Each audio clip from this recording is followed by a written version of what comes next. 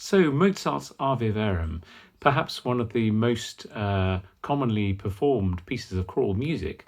It's a piece that we probably sang from an early age, maybe one of the first pieces we sang in a choir, perhaps for some of us. It's perceived as simple, but it's interesting to think that this is a piece that Mozart wrote at the very end of his life, 6 months before he died. And it really belies the musical simplicity, belies the fact that he was such an experienced composer by this time. It was written for a friend of his called Anton Still, who was the musical director of a church. And Still was a friend both of Mozart's and of Haydn. And it's interesting that he's chosen to set this liturgical piece, and you can tell it's very simple. And on the page, it's also the score is, as you can see, very, very simply written. Very few dynamic markings. He just writes sotto voce, under the voice. So this is perhaps because it was intended as a liturgical piece. We're used in concert performances to maybe more dramatic crescendo, to make something more worthy of a concert, perhaps. So perhaps the interpretation of sotto voce throughout, which some people do choose to do, is particularly appropriate for this piece, which was written for Corpus Christi, and perhaps is a communion, a Eucharist motet. The text is a Eucharist text. I think it's a beautiful piece, and really harmonically very simple. This idea of this sort of slow rocking D major almost throughout, and these beautiful melodies in the little interludes and the postludes, just showing Mozart really. His main gift, I think, was his just effortless ability to write beautiful melody. He seems to have had, for every one idea he wrote, he probably had, it seems like he had 5 other ideas that he could have written.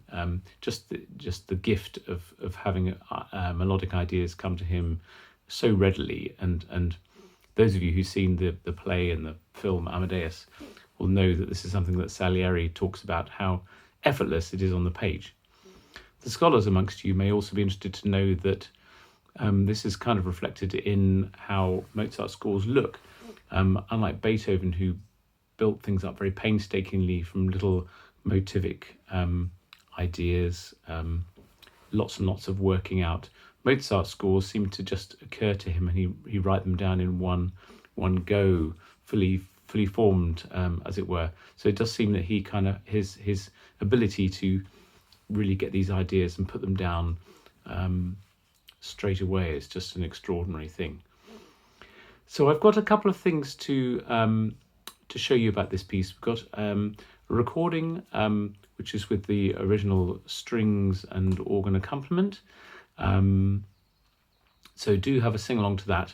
We've got some rehearsal aids for this beforehand. So what you can do if you want to do this, and I wanted to show you, as I mentioned in the introduction, to show you that this is possible, really, for those of you who've not done it before.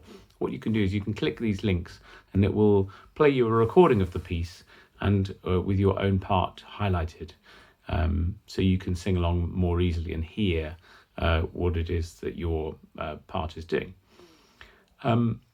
After this, I've got 2 other things. There's a little link, because it may not be, it's more a kind of diversion, really, not necessarily for now, but you might like to listen to another time.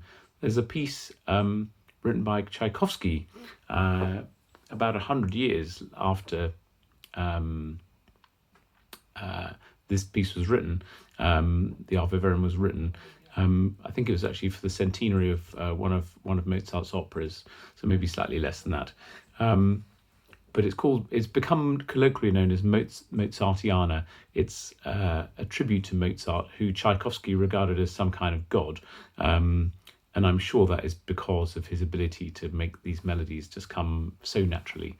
Tchaikovsky, of course, another great melodist. But I'm sure that Tchaikovsky's lyricism and melodic gift is really partly inspired by Mozart. to a great extent, and also his ability to write so beautifully for the voice. So we've got that, and we've got and the recording of Ave Verum. I've also put after that an extract from the Magic Flute, which was also written about the same sort of time, towards the end of Mozart's life. And this is an archive recording sung. It's a most amazing singing by Lucia Pop. You'll see there's a little run into the video which I've left on. Tamino has, for those of you who don't know the opera, Tamino has been set a series of challenges to prove his worthiness to win Pamina, who's the daughter of the Queen of the Night. And he meets Pamina, and he's got to go an ordeal of staying silent. So they meet, the two lovers meet, but Tamino can't speak to her, and Pamina takes this to mean that he's lost interest in her, and sings this amazing aria, Ach ich fühl's, which is of course very famous, but it's very beautifully sung by Lucia Pop. Enjoy these.